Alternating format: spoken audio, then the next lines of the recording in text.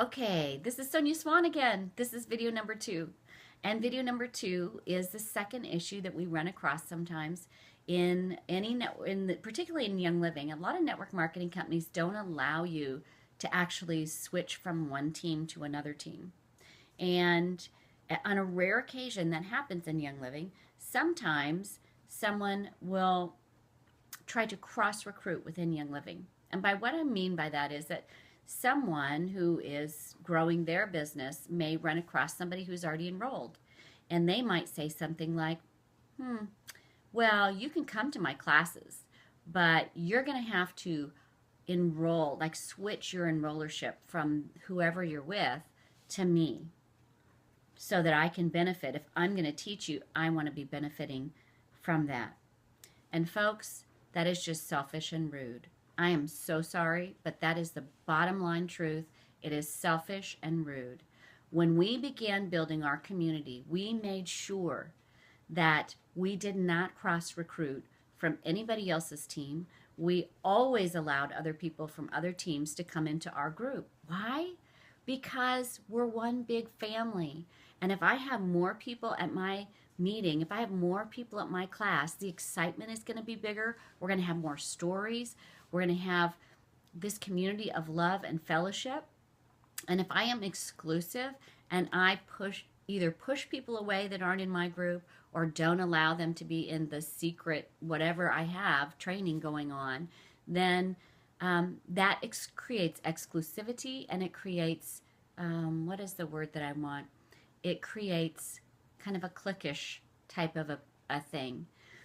So occasionally you may run up across somebody who's trying to cross recruit yours, and certainly I hope nobody in our group would ever try to cross recruit somebody into their group, right? If they're not getting help from their sponsor and enroller, good. Sometimes that's good. We can show then what a big family we are in Young Living, that we are able and willing to help them no matter whose group they're in. That's the kind of family that we want to be. And you know, the other thing good about that is that sometimes it's actually better for people to not have a leadership person to rely on, because you know what has to happen?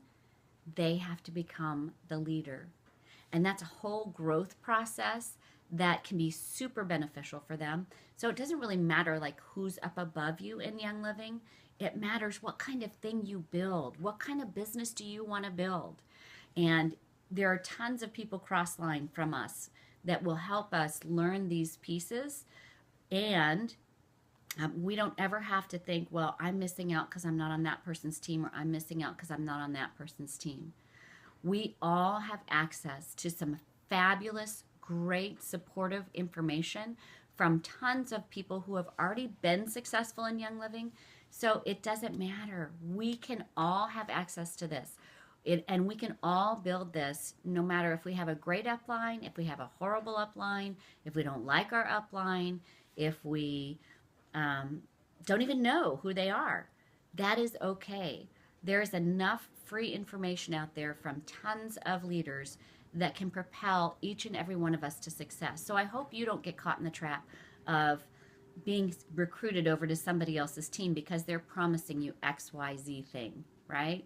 That's not good. The person who enrolled you and spent time with you, you stay in their team. And I hope you're not the person that tries to cross recruit somebody over to your team by promising them XYZ thing either, because mama don't play that way. We just don't play that way in this company. Teamwork makes the dream work. We are one big Young Living family, and if you take from a brother or sister in Young Living, it is just like stealing from a brother or sister in your own household. And we would never do that. So we don't ever want to do that, whether we know the people or we don't.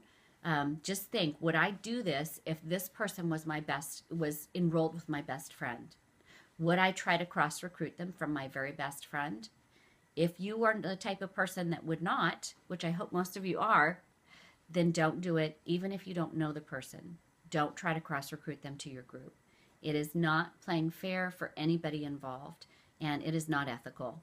And it just so happens to be against Young Living's policies and procedures. So I encourage you to read that thoroughly. It's in your virtual office, and make sure that you're following those policies and procedures. It's illegal for us to be harming another person's business, cross-recruiting them into our own, out of somebody else's group. There's your tip for the day. I'll talk to you soon.